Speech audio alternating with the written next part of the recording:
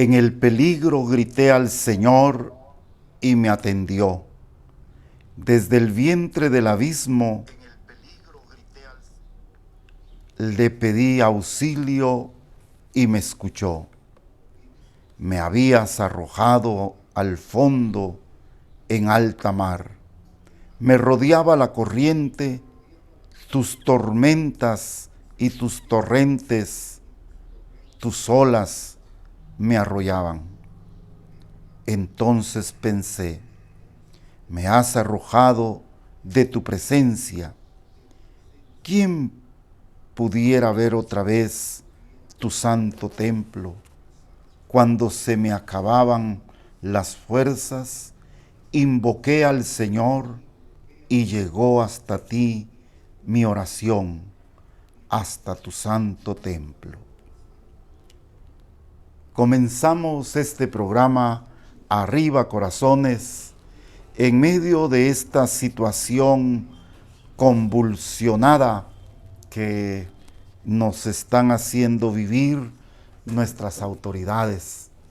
Y digo nuestras autoridades porque en manos de ellas está el llegar a una solución, el abrir un diálogo limpio, transparente, honesto. Así es pues de que aún allí, en medio de estas tormentas, como lo dice hoy el Salmo responsorial, que está tomado del libro de Jonás, en el peligro grité al Señor y me atendió. Desde el vientre del abismo te pedí auxilio y me escuchaste. Pues en medio de esta tormenta, este es su programa Arriba Corazones. Un programa que hoy pues va a tener como siempre la palabra de Dios, va a tener la doctrina del magisterio de la iglesia y va a tener pues las preguntas y aquello que la gente quiere saber y quiere escuchar. Así de que por hoy quedamos ya con su programa Arriba Corazones. Vamos a dialogar también sobre la situación del bloqueo que se está pues incrementando dolorosamente. Ya hoy pues prácticamente de que entraron los señores de los 48 cantones, hoy hace ya 8 días. Ellos entraron el lunes 2 de octubre y pues ahí los tenemos siempre con esas actitudes positivas de ser una manifestación pacífica y de ser una manifestación que quiere llegar hasta allí, y lo han dicho ya varios personajes.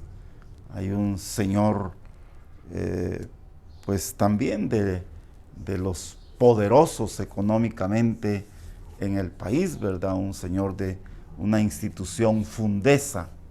Él decía, a esto ha llevado el cansancio.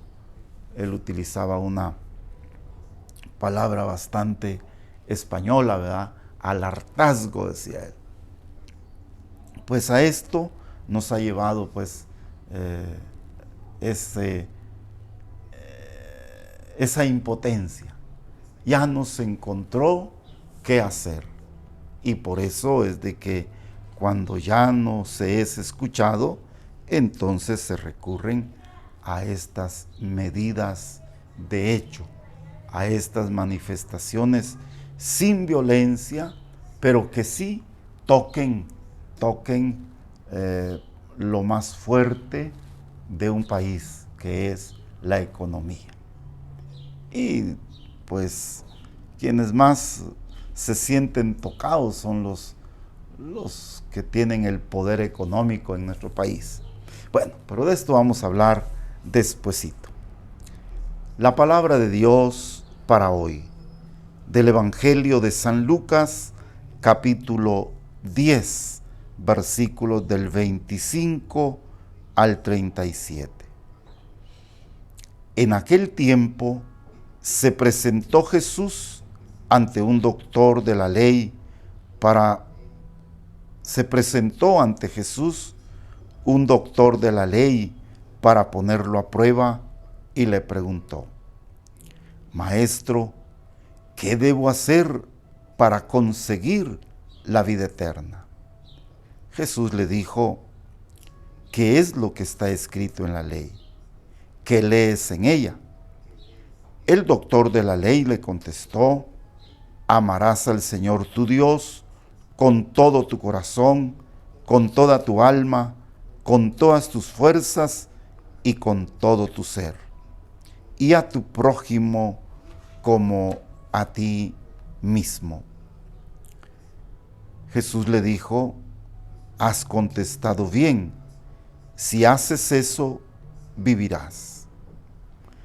El doctor de la ley, para justificarse, le preguntó a Jesús: ¿y quién es mi prójimo? Jesús le dijo: un hombre que bajaba por el camino de Jerusalén a Jericó, cayó en manos de unos ladrones, los cuales le robaron, lo hirieron y lo dejaron medio muerto. Sucedió que por el mismo camino bajaba un sacerdote, el cual lo vio y pasó de largo. De igual modo, un levita que pasó por ahí lo vio y siguió adelante. Pero un samaritano que iba de viaje, al verlo, se compadeció de él, se le acercó, ungió sus heridas con aceite y vino y se las vendó. Luego lo puso sobre su cabalgadura, lo llevó a un mesón y cuidó de él. Al día siguiente sacó 2 denarios, se los dio al dueño del mesón y le dijo: cuida de él, y lo que gastes de más, te lo pagaré a mi regreso. ¿Cuál de estos 3 te parece que se portó como prójimo del hombre que fue asaltado por los ladrones? El doctor de la ley le contestó: el que tuvo compasión de él. Entonces Jesús le dijo: anda y haz tú lo mismo. Palabra del Señor, gloria a ti, Señor Jesús. Es muy conocida esta página del Evangelio del famoso el samaritano, el buen samaritano. Y desde entonces, si los samaritanos, si no hubiera sido utilizado este ejemplo por Jesús y no hubiera quedado allí en la Biblia, yo estoy seguro que quizá los samaritanos serían vistos, nadie le pusiera a su panadería o a su tienda el nombre de buen samaritano. Es aquí con Jesús que se toma muy, pero muy en cuenta ese nombre. Antes de eso, los samaritanos habían sido vistos como los malos, los que no creían en Dios, los que hacían mal. Incluso los que utilizaban aquel camino, el camino de Jericó. Los habitantes de Jericó eran considerados ladrones, así, de esa gente mala. No sé qué ejemplos ponerlos. Pero de esa manera se veía a los habitantes pues, de Jericó y a los samaritanos, pues que eran los enemigos del pueblo de Israel. Y por eso Jesús es un poco fuerte, es un poco contrastante con sus costumbres cuando pone de ejemplo al samaritano. Y pone un ejemplo bonito, porque dice la palabra de Dios que el doctor de la ley se le acercó para preguntarle, pero no porque tuviera dudas, porque él quisiera aprender, no, sino porque él quería poner a prueba a Jesús. Y por eso Jesús le pone este ejemplo. Como muy sabedor, el doctor de la ley le dice, ¿y quién es mi prójimo? ¿Y quién es mi prójimo? Y Jesús le pone este ejemplo, el ejemplo tan bonito, podríamos decir, de aquel que se detiene ante el que sufre. Ese es el ejemplo. Y pone de ejemplo negativo, de actitudes negativas, a dos que tenían un puesto de alto nivel, podríamos decir, en el templo y en la sociedad de aquel tiempo. Pone al sacerdote del templo, aquel que se preocupaba de los ritos, aquel que se preocupaba de hacer las cosas divinas, aquel que supuestamente tenía que ser el puente entre lo humano y lo divino. Y resulta que cayó en manos de unos ladrones, un hombre, y lo dejaron, es elocuente el Evangelio, lo dejaron medio muerto, medio muerto. Y pasó el sacerdote y dio un rodeo, van a decir otros textos de la Biblia, otras traducciones, dio un rodeo y se fue. El sacerdote, aquel que era el que representaba a Dios. Y pasó después un levita. Los levitas, podríamos decir, voy a utilizar este ejemplo, no quiero ofender a nadie, pero los levitas eran como los seminaristas. La familia de Leví era la familia que se dedicaba a formar los sacerdotes de aquel tiempo. Era el sacerdocio de aquel tiempo, no era por vocación como hoy se hace en la vida cristiana, en la iglesia, no, era por herencia. Si usted era de la familia de Leví, pues le iban a heredar también el sacerdocio del templo. Pues ahí están dos que supuestamente representaban, les decía, la parte divina de aquel pueblo. Pero resulta que cuando vieron al herido, los dos dieron la vueltecita y han de haber tenido justificaciones muy buenas. Justificaciones muy buenas. Tengo que llegar a tiempo al templo, tengo que llegar puntual. El levita de haber dicho, así yo como estoy aprendiendo las cosas del templo, entonces tengo que irme allí a ver qué hago. Y como aquel le preguntaba, ¿quién es mi prójimo? ¿Quién es mi prójimo? Hay todo un capítulo en la Fratelli Tutti, en la Hermanos Todos, hay un capítulo, el capítulo segundo de esta encíclica social del Papa Francisco, que nos va a ir hablando, nos va hablando de este capítulo de la Biblia. Y le pone de título a ese capítulo segundo, le pone un extraño, ¿ah? Un extraño en el camino. Y nos invita a este capítulo a que tengamos una actitud clara y honesta ante las necesidades de los demás.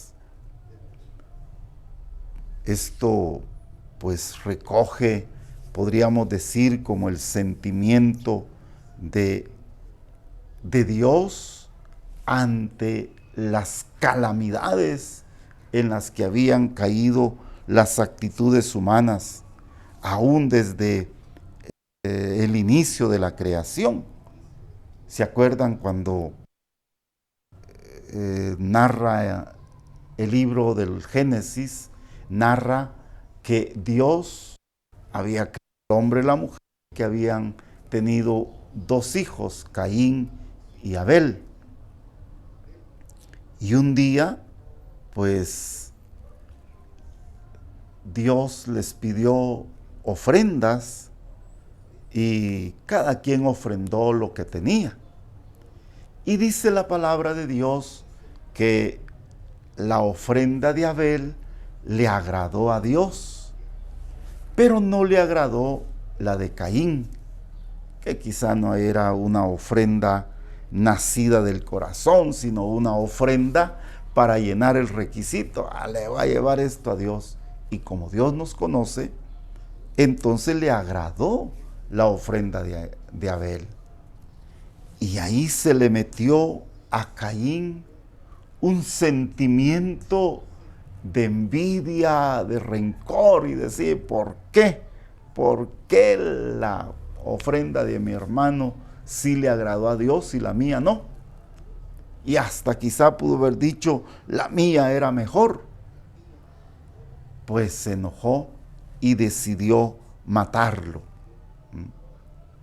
Decidió matarlo y lo escondió. Dijo, nadie me está viendo, entonces lo voy a meter aquí. Y lo escondió. Y Dios le pregunta un día a Caín, ¿dónde está tu hermano Abel? Génesis capítulo 4, versículo 9. ¿Dónde está tu hermano Abel? Y dice que Caín, muy lleno de cólera, le contestó, ¿acaso soy yo el guardián de mi hermano? Le contestó enojado, con soberbia, y le dice, ¿acaso soy yo el guardián de mi hermano? ¿Soy yo el chino de mi hermano? ¿Tengo que estar cuidando yo a mi hermano? Y resulta que esa manera de justificar la indiferencia como única respuesta, pues sencillamente refleja las actitudes de hoy de una sociedad que está indiferente al dolor, al hambre, a las necesidades de los demás. Fácilmente damos la vuelta, ¿verdad? Y cuando tenemos posibilidades de arreglar las necesidades, nos hacemos sordos. Mire qué doloroso este momento que estamos viviendo. Y mire nuestros presidentes, nuestro Congreso, nuestra Corte Suprema de Justicia, que supuestamente son los tres poderes a quienes el pueblo les encomendó su soberanía, pues no dicen nada. Y cuando hablan, si es la Corte de Constitucionalidad, habla prácticamente en contra del mismo pueblo. Esto es lamentable. Pero volvamos a lo que nuestro pasaje nos dice. Muestra la indiferencia entonces que tenemos ante las necesidades de los demás. Y a veces la gente pícara nos manipula, ¿ah? Y nos hacen creer, y los medios de comunicación especialmente, nos hacen creer que los malos, y les voy a poner un ejemplo actual, que los malos son los que están allá bloqueando. Ellos son los malos. Ellos nos tienen sin comida, ellos nos tienen sin las cosas aquí.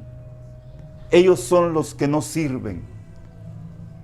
Y los buenos, pues los buenos allá están en sus oficinas, el gobierno, en su casa quizá de descanso el señor Yamatei y la señora Consuelo Porras, a ver dónde estará por ahí escondidita, porque a ella nadie la puede tocar. ¿Verdad que es como ese sacerdote que predicaba el amor de Dios y dio la vuelta y dejó al pobre tirado? Qué distinto, y por eso yo les recomiendo que si tienen ustedes ahí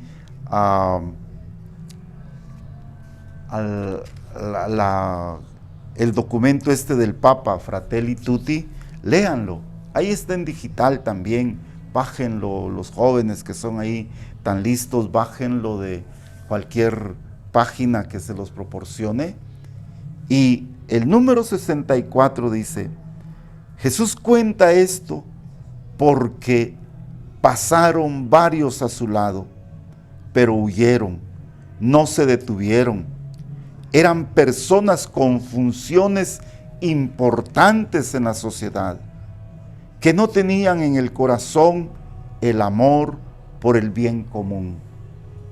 No fueron capaces de perder unos minutos para atender al herido o al menos para buscar ayuda.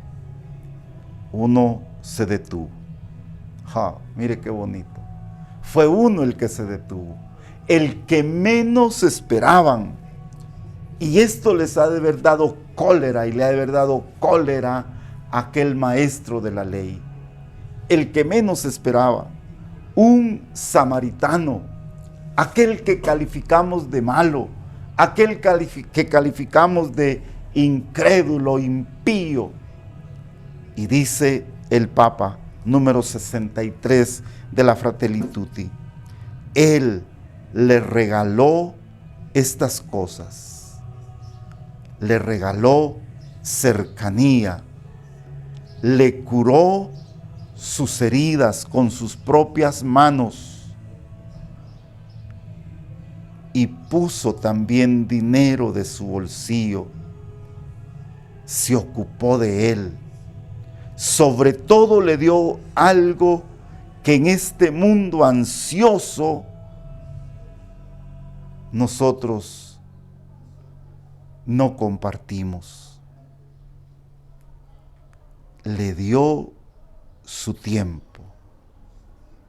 Seguramente él tenía sus planes para aprovechar aquel día, pero fue capaz de dejar por un lado ante el herido y sin conocerlo, y lo consideró digno de dedicarle su tiempo. Este es el buen samaritano. Le regaló cercanía. ¿Ah?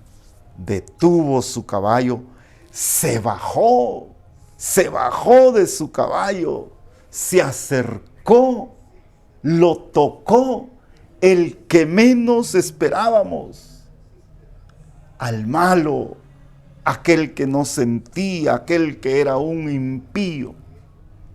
En cambio, el sacerdote del templo se hizo a un ladito porque su agenda estaba muy llena. Y por eso, qué hermoso, dos ejemplos que yo he visto en esta situación de los paros.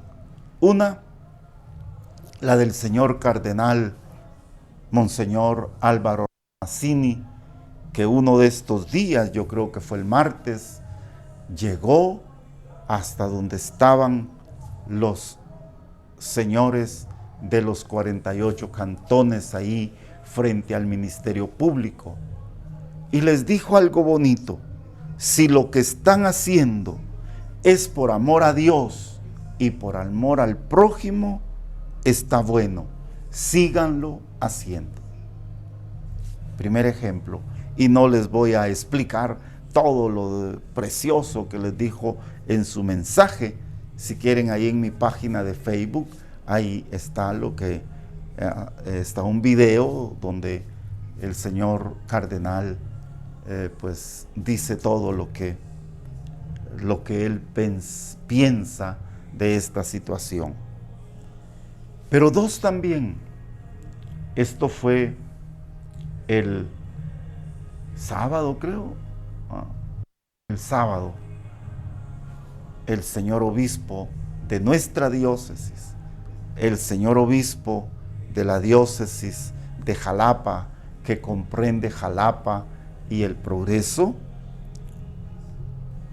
estuvo frente a la sede del Ministerio Público acá en Jalapa. Y ya vamos a leer el comunicado y vamos a analizarlo como analizamos el de la Conferencia Episcopal. Pues ahí estuvimos, y estuvimos algunos sacerdotes, no porque seamos los mejores, sino porque éramos los que estábamos aquí más cercanos, de San Pedro Pinula, de Candelaria, en fin, ahí estuvimos reunidos. Y qué precioso, pues, que compartimos nuestros sentimientos ante una situación terrible y desesperante que está viviendo Guatemala, y que la está viviendo porque hay gente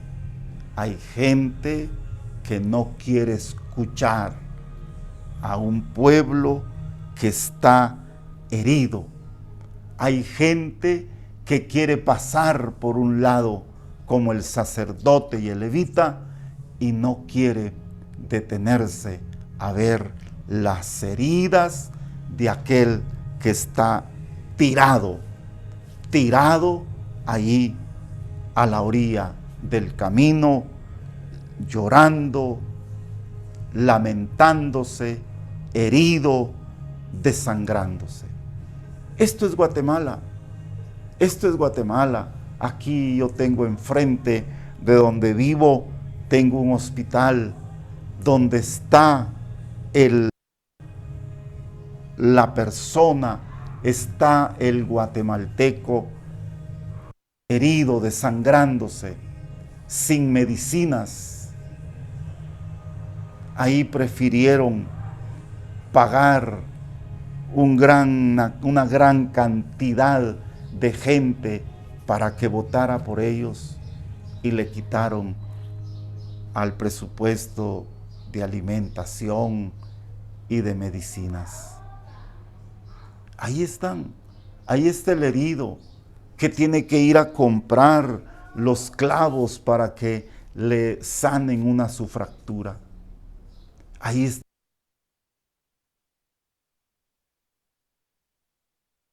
un acetaminofén.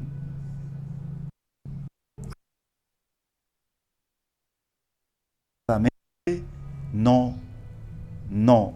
Los que tendrían que bajarse no se bajan de su caballo. Por eso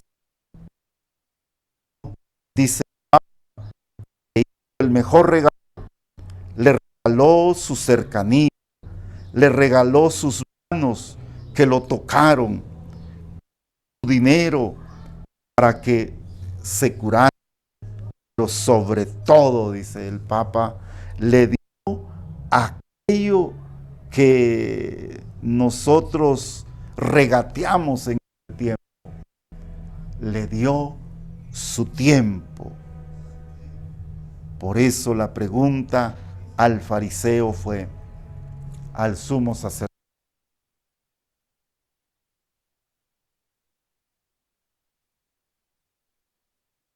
el prójimo.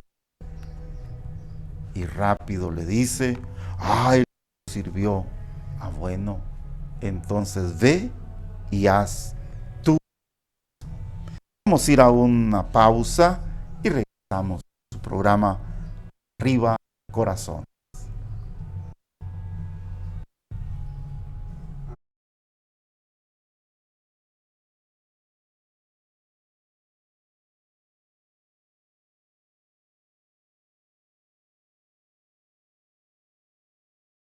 Volvemos a su programa Arriba Corazones. Gracias, mire, en este programa 101 ya.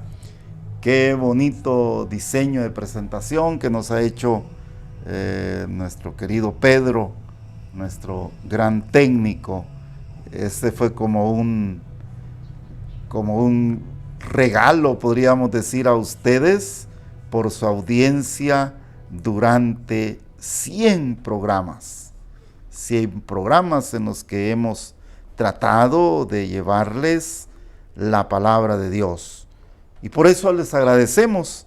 Ya están varios hermanos conectados. Verónica Martínez, buen inicio de semana, Padre Carlos.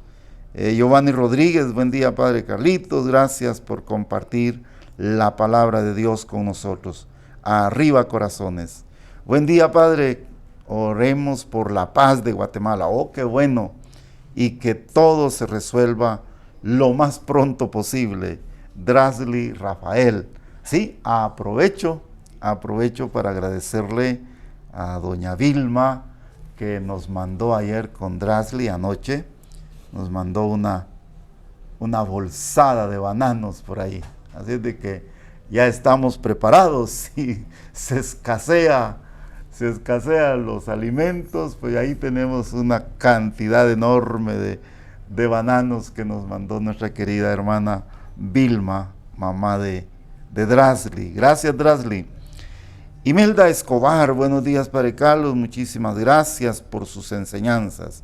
Bendito de Dios, arriba corazones. Gracias, hermana Imelda. Buen día, Padre. María Mirza Azucena Medina. Clara Rodríguez, Dios bendiga a Guatemala. Gracias, Padre Carlitos, por animar nuestra vida con la palabra del Señor. Suplicamos al Señor que nos dé un corazón humilde y sencillo para reconocer al prójimo. Qué bueno, llegó el mensaje, ¿verdad? Para regalarle, quizá no cosas. Aquel hombre, dice el Papa, que lo más valioso que le regaló el samaritano fue su tiempo, ¿verdad? Arriba corazones, dice nuestra hermana Clara Rodríguez. Tere Reyes, bendecido día, Padre Carlos, y hermanos todos, oremos y actuemos para que los corruptos no sigan ignorando a su prójimo. Ay, mire, aquí están predicando, qué bueno. No sigan ignorando a su prójimo, el pueblo guatemalteco. Saludes cordiales desde Salamá, nuestra querida hermana Tere Reyes. Vidalia García, desde allá de Virginia.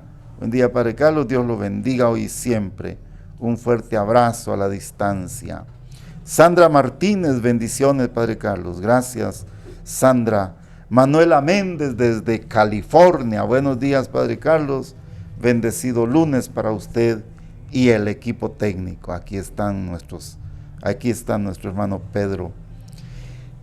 Tránsito Jabón, buenos días, Padre Carlos. Que Dios nos ilumine a no ser indiferentes a las necesidades de los demás. Saludos cordiales desde Purulá. Alondra Cruz, creo que ella está allá en New Jersey, no sé, algo así por ahí. Querida Alondra, de veras la recordamos con mucho cariño. Cristi de Molina, buen día, Padre Carlos, Dios lo bendiga. Gracias, es Cristi de Molina, creo que es de Sanarate. Gracias por ese corazón. Manuela Méndez, arriba corazones, y ahí están los corazoncitos animados ahí. Meli Dubón, buen día, Padre Carlitos. Dios nos invita a que nos unamos en oración para suplicarle tenga misericordia de nuestra Guatemala. Saludos al equipo técnico. ¿Sí? Yo he probado, no he podido, pero lo vamos a hacer.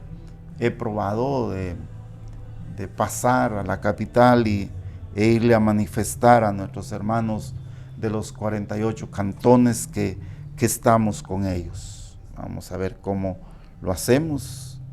Quiero ir a celebrar una Eucaristía ahí con ellos.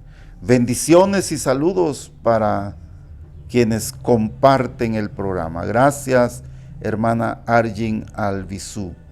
Mario Moisés Yus Mata, muchas gracias, Padre Carlos, por tan clara explicación. Que Dios lo bendiga y bendiga a nuestro pueblo sufriente.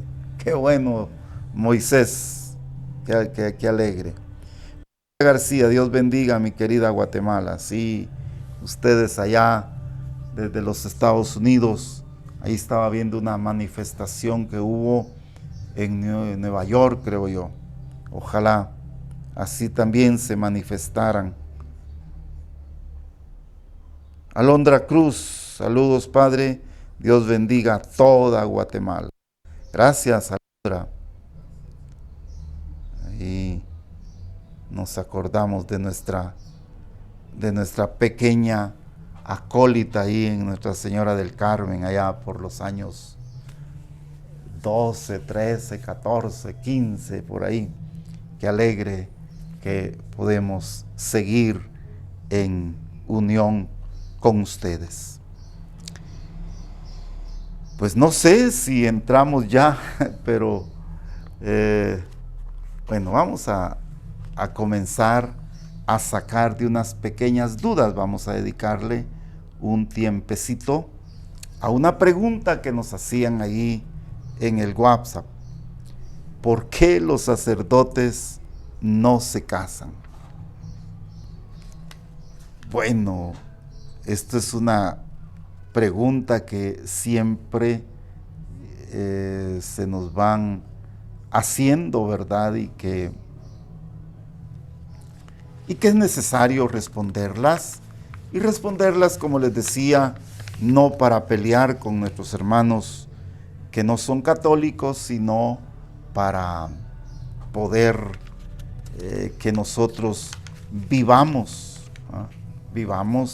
nuestra fe católica con alegría. Pues una manera muy sencilla pudiera ser, mire, pues no nos casamos porque Cristo no se casó. Y Cristo no se casó para tener tiempo y dedicar toda su energía y toda su vida al servicio de Dios, con un corazón que no esté dividido. Por eso no se casó. No se casó porque tenía que pues estar y alma al servicio de su Padre Dios. Y San Pablo lo dice de una manera más sencilla. Dios,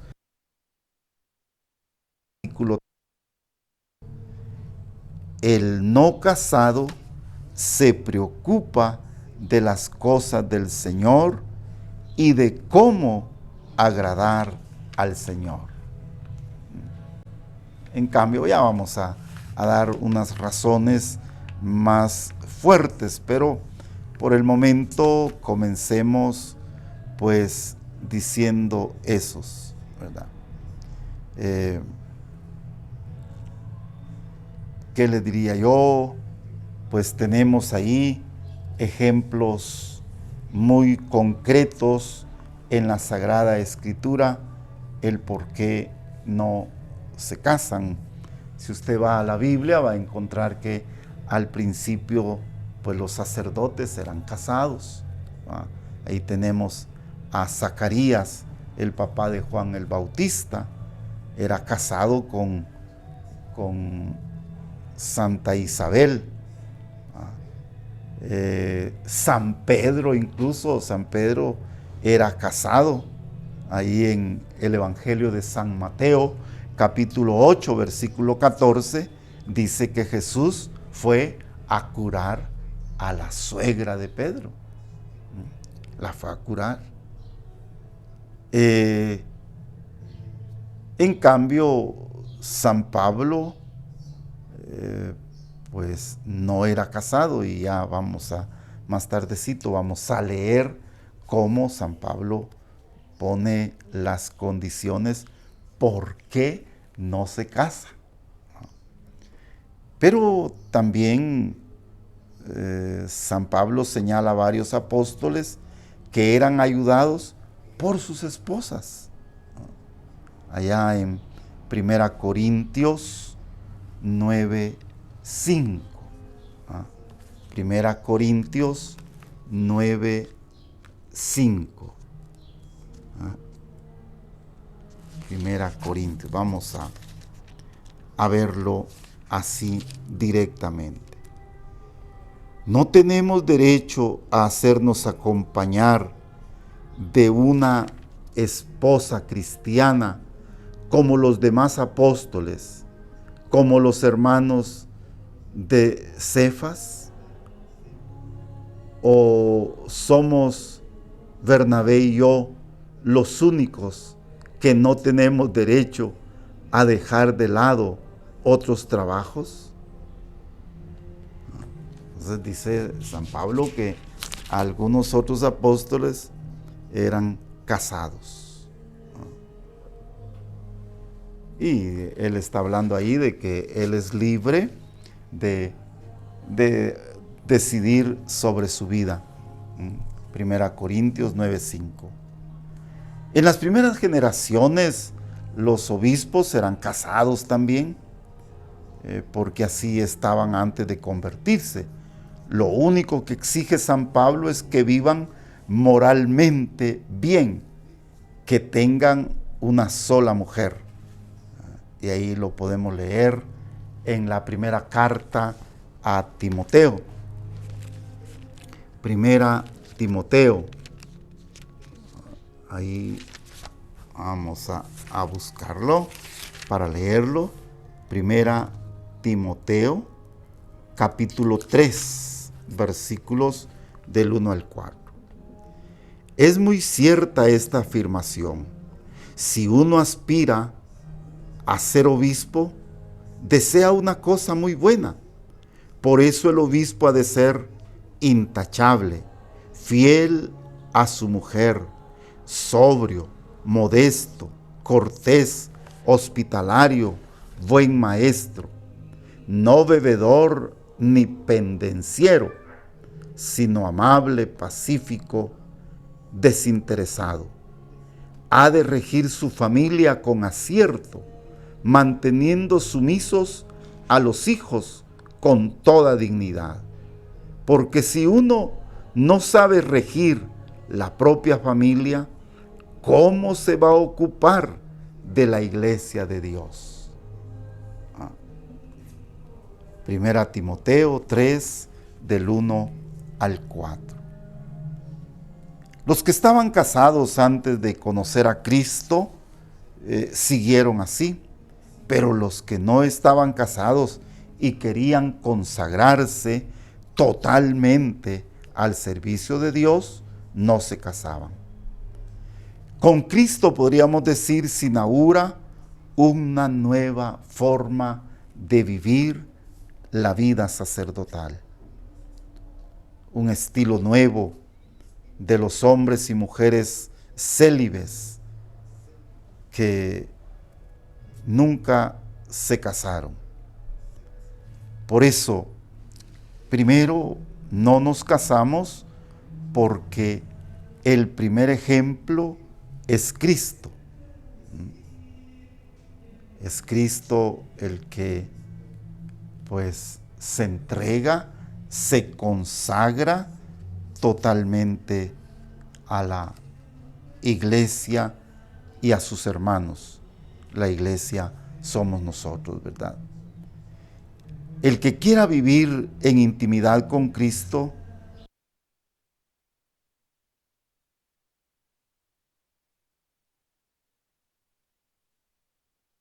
quien no deja padre o madre, mujer e hijos, no es digno de mí. Esto lo encontramos allá en el Evangelio de San Lucas, capítulo 14, versículos del 25 al 27. Ante todo, el no casarse no es algo que a mí me hayan exigido, ¿verdad? No, sino que es algo que a mí me propusieron. Yo decidí no casarme. Yo decidí no casarme. Y por eso, antes de ordenarme diácono, allá por los años 1983, el obispo, un día antes de ordenarme diácono, con otros diáconos también muy santos, muy buenos, el padre Teodoro de José Beltrán Duarte, el padre, el señor obispo Monseñor Gabriel Peñate Rodríguez. Yo me estudié con ellos y nos ordenamos juntos. Pues juntos, cada quien hizo una carta donde decía: yo, consciente y en plena libertad, renuncio a formar un matrimonio. Y así vamos a ir buscándoles, hermanos, textos de la Biblia donde ustedes puedan pues tener bien claro por qué los sacerdotes no nos casamos. Pero unas razones bíblicas ahí están, y hay una razón bastante fuerte que es la de allá en el Evangelio de San Mateo. El Evangelio de San Mateo, capítulo 19. Mateo 19, cuando Jesús dice: miren, hay unos que no se casan por el reino de los cielos.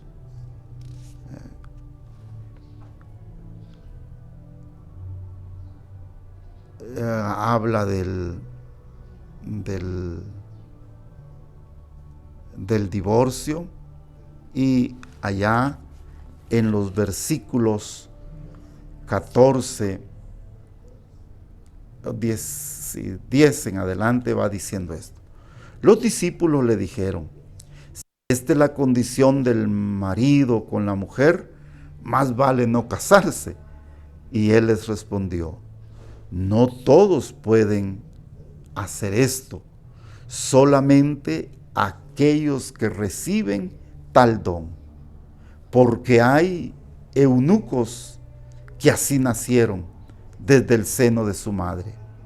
Hay eunucos hechos eunucos por los hombres, y hay eunucos que asimismo se hicieron eunucos por el reino de Dios. El que pueda entender, que lo entienda. Evangelio de San Mateo, capítulo 19, versículos del 10 al 12.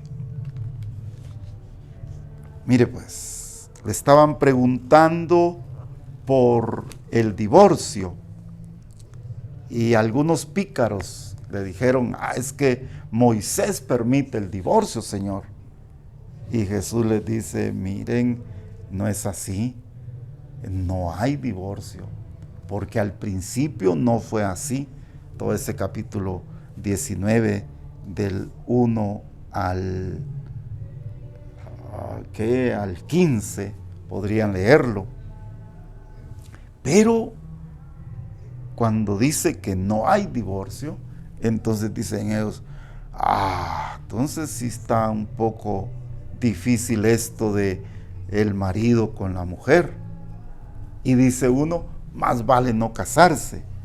Y entonces Jesús dice, esto no es para todos. El no casarse no es para todos. Mateo 19:11. Porque solamente es para aquellos que reciben este don. Es un don, es un regalo de Dios. Porque hay eunucos eran los que a veces hasta se mutilaban, pero bueno, se castraban, podríamos decir en otras palabras más populares. Hay eunucos que así nacieron, ¿no? Hay quienes no se casan porque así nacieron o tienen algún defecto físico magnífico. Hay eunucos que los hombres los hicieron eunucos y estos eran los que se castraban, se mutilaban por las reinas, por los reyes, ¿no? Había un ejército que eran eunucos porque defendían a los reyes, entonces los mutilaban por ellos. Y hay eunucos, oiga esto tan bonito, hay eunucos que asimismo se hicieron eunucos por el reino de Dios. Esto lo hice yo. Me hice eunuco por el reino de Dios. No porque me hayan cortado alguna cosa ahí, no. No porque no tenga mis capacidades físicas, biológicas, psicológicas, no. Sino porque yo quise consagrar al Rey de Reyes mi ser. Vamos a hacer una pausa y volvemos con ustedes porque esto está bonito y qué bonito que lo entendamos de acuerdo a la palabra de Dios. Lea ahí, por favor, Mateo 19, del 1 al 12, y ahí va a encontrar la razón por la que muchos no nos casamos, porque nos hemos hecho eunucos por el reino de Dios.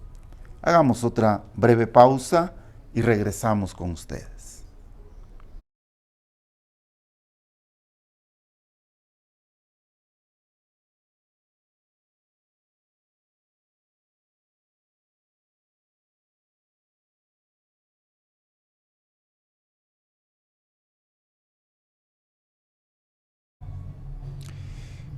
Volvemos con su programa Arriba Corazones.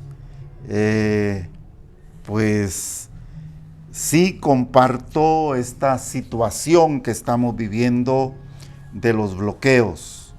Yo creo que esto va a ir degenerando, pero espero yo que sea sin ningún apasionamiento. Yo pienso que la culpa la tienen nuestras autoridades, especialmente el señor presidente, porque Él debió haber evitado todo esto invitando a un diálogo a todas las fuerzas, a los 48 cantones, a las universidades donde hay gente muy preparada, a la iglesia o las iglesias, como dicen ellos. Yo creo que hubieran estado dispuestos a dialogar. Yo personalmente pienso que en este momento ya no es tiempo de estar buscando quién tiene la culpa y quién no tiene la culpa. En este momento, al grado y a los días que llevan estos bloqueos, yo creo que hay que buscar solución. Y la única solución que yo encuentro es que doña Consuelo Porras y sus seguidores renuncien. Yo creo que esa es la única solución ahorita. O que el señor presidente tome su condición de representante de la unidad nacional y apoyado en la Constitución de la República, destituya. Oiga, qué diferente a renunciar, diferente a pedirle la renuncia, que contemplado para el fiscal general de la nación, la ayuda de la Constitución estaría la solución.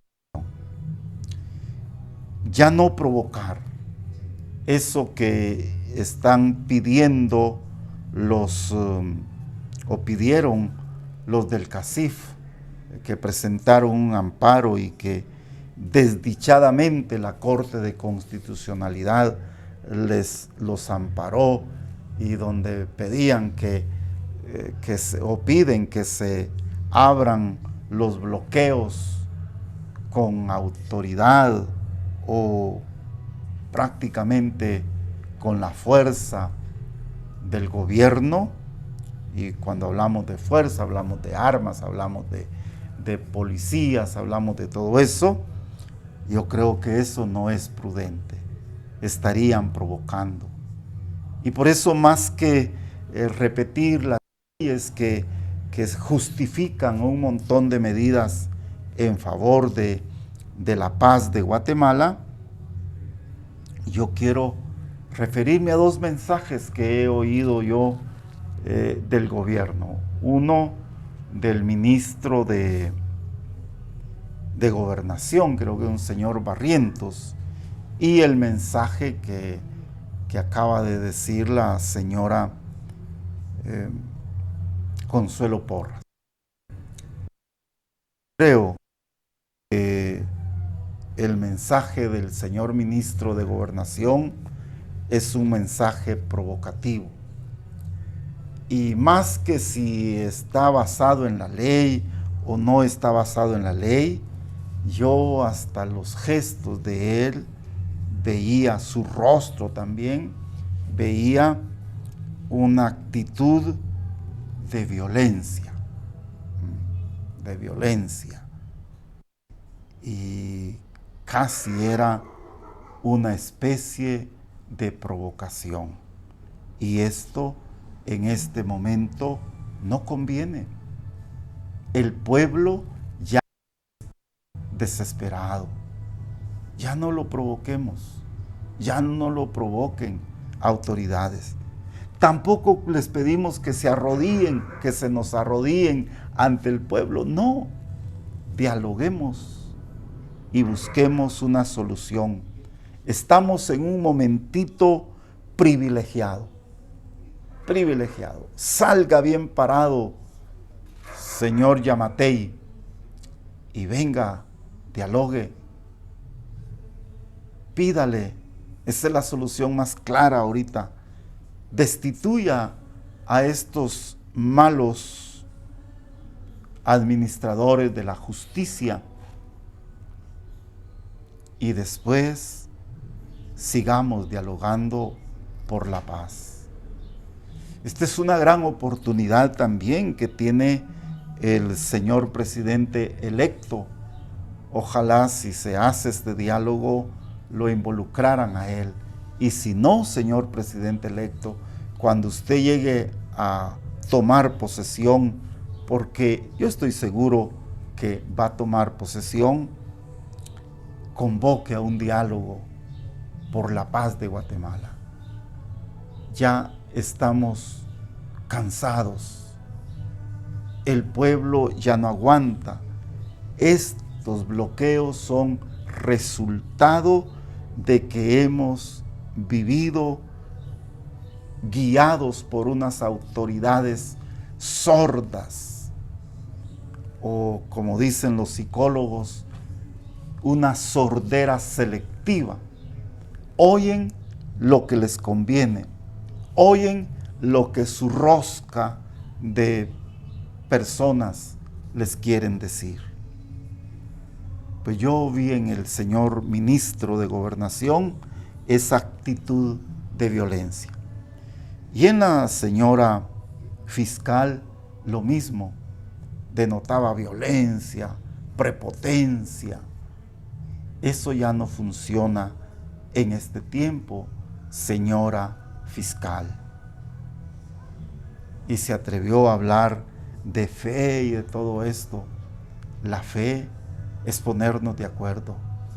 La fe es detenernos, dialogar y caminar juntos, estamos diciendo hoy en la iglesia con motivo del sínodo que estamos viviendo a nivel universal. Fíjese que había gestos véanlo, imagino yo que ahí en las redes sociales han de haber quedado. Había gestos en la fiscal que empuñaba las manos, ¿verdad? Decía, y la ley hay que cumplirla. Esto es señas de violencia. Quienes queremos la paz, abrimos nuestras manos, señal de fraternidad, señal de que queremos recibir incluso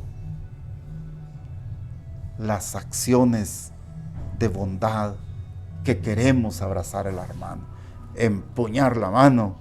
Mire, algo se esconde, decían los psicólogos antes, cuando apareció un candidato famoso ahí de ustedes que era una mano empuñada, ¿verdad?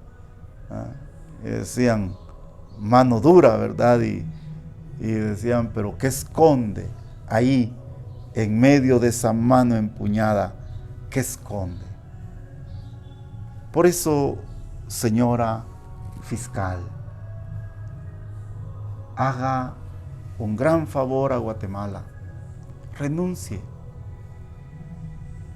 Usted, mire, casi incitó a las otras autoridades a la violencia. Hizo referencia a lo que había dicho la Corte de Constitucionalidad en el famoso amparo a favor del CACIF. Y dijo, hagan cumplir la ley. Y así lo decía, hagan cumplir la ley. No, eso es incitar a la violencia.